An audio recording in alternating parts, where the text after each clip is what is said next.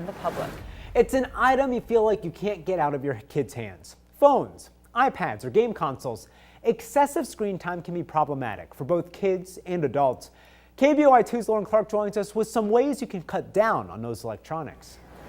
Jenny and Brian, this segment has just been so convicting for me this morning. It's so easy just to spend hours when it comes to the phone or the computer.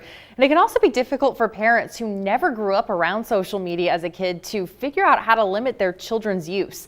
But as child clinical psychologist Gretchen Gudmundsson tells me, knowing when your kid has had too much time on social media is a really good start.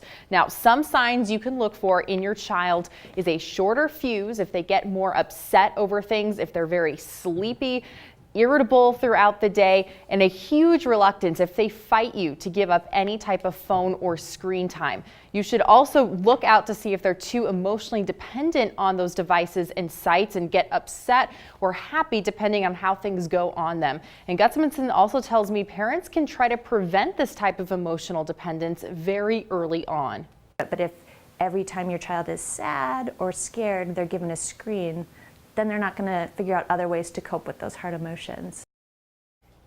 Now, to be clear, she did give some instances where giving a screen could be helpful if you're trying to get through a very hard dentist appointment, for example.